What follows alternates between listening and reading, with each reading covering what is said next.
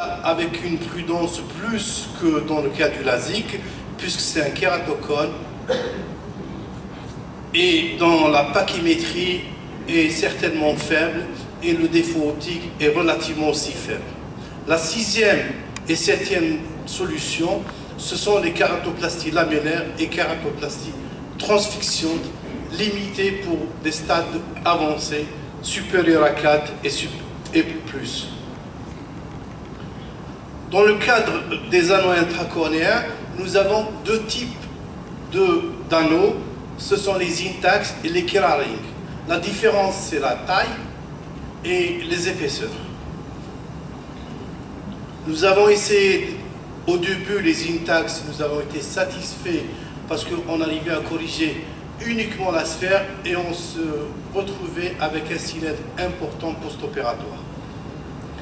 Les Keraring corrigent plus l'astigmatisme que la sphère. Les indications des anneaux, quel que soit le type, ce sont les intolérances aux lentilles, la kératométrie, pardon j'ai fait une faute là, c'est la kératométrie qui doit être inférieure à 60 dioptries, la pachymétrie doit être supérieure ou égale à 400 microns, absence d'opacité centrale et l'ectasie est dans le cadre d'une ectasie post-lasique. Astigmatisme post-cataracte et post-kératoplastie peuvent bénéficier aussi de la pose d'un anneau intracornéen. Les contre-indications de la pose d'anneaux dans les kératocones aigus, la kératométrie supérieure à 70 dioptries, dans ce cas-là, c'est inutile de mettre un anneau parce que ça ne va rien apporter. Et dans le cadre d'une opacité centrale, là c'est l'indication d'une greffe de cornée, comme on a dit. Les cellules endothéliales après CONTA, s'ils sont inférieurs à 1000, obligatoirement aussi, il n'y aura pas de résultat pour les anneaux et il faut passer à une greffe de cornée.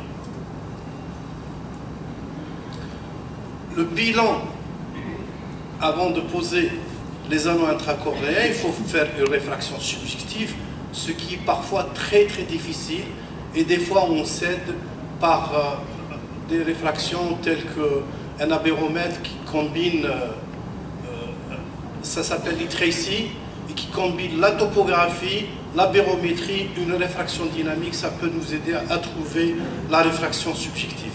Le pentacam, ça a été largement détaillé pour évaluer le stade du kératocone ainsi que le type d'ectasie. L'abéromètre dont je vous ai parlé, ici on voit l'analyse de Ziernicke. Avec l'analyse de Ziernicke, dans ce cas-là, on peut décomposer le type d'aberration en cylindre, en sphère et en coma. Et comme je vous ai montré ici, vous avez la réfraction dynamique par rapport à la taille pupillaire qui nous aide beaucoup. Et on décompose aussi la bérométrie selon la surface cornéenne ou à l'œil entier ou uniquement sur le cristallin.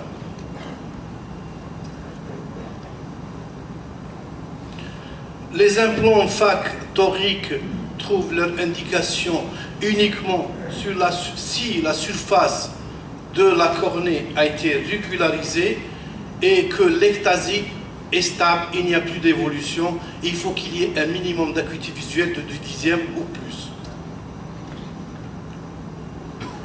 Le cross-linking a une place importante dans la gestion du kératocone.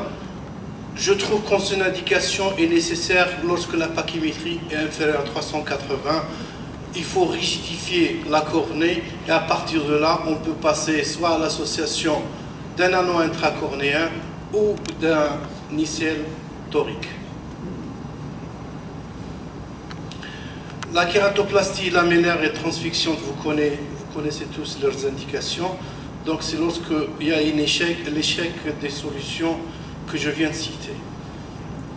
Là, notre sujet, ça va être la combinaison des anneaux et des ischèles toriques. Je vous ai préparé 2 cas cliniques. Le premier avec un kératocone stade 3, la kératométrie moyenne était à 57 avec un astigmatisme de moins 4,1.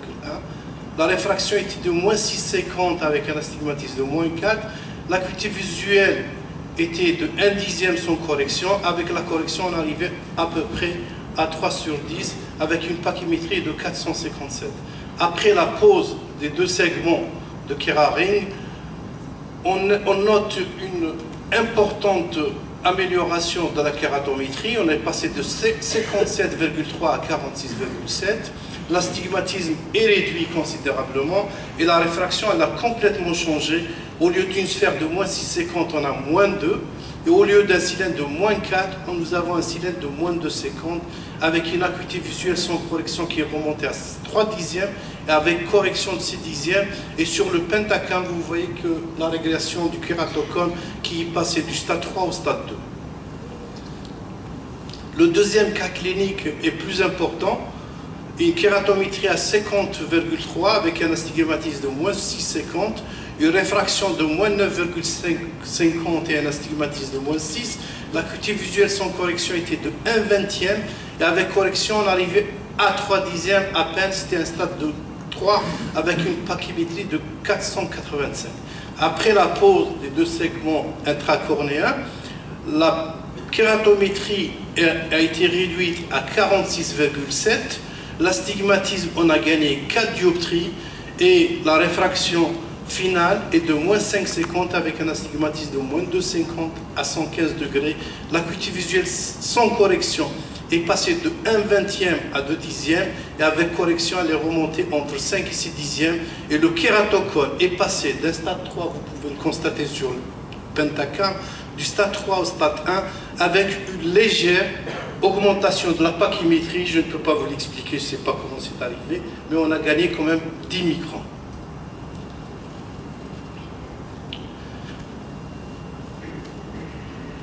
Ici, je vais vous montrer une petite vidéo sur la pose du liciel sur l'anneau. Vous voyez le segment qui est sur la vidéo. Donc, comme Benaïm a expliqué, après incision, moi je ne fais pas les 3 incisions, je fais une seule incision et j'arrive à me débrouiller. À la fin, je fais ma 3e incision.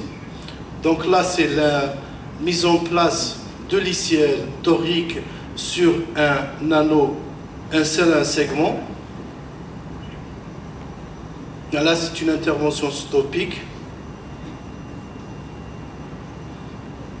L'implant a été mis en chambre antérieure et là, on va le mettre sous l'iris. Alors on est obligé de parler à la patient parce que c'est topique et l'encourager aussi. Donc c'est une intervention assez aisée, facile et qui est terminée toujours par une IP chirurgicale pour éviter le blocage pupillaire. Donc la combinaison d'anneaux plus liciel torique permet d'augmenter l'acuité visuelle de 2 à 3/10 dans le cas de la pose d'un liciel sphérique. Les incisions réduisent considérablement l'astigmatisme si on ne pose pas un liciel torique. Vous voyez à la fin des cas cliniques, l'acuité visuelle comment a évolué. De 1/10 sans correction, on est passé à 6/10 après la pose d'un liciel torique, dans le cas clinique numéro 1, et dans le cas clinique numéro 2, de 1/20, on est passé à 7/10.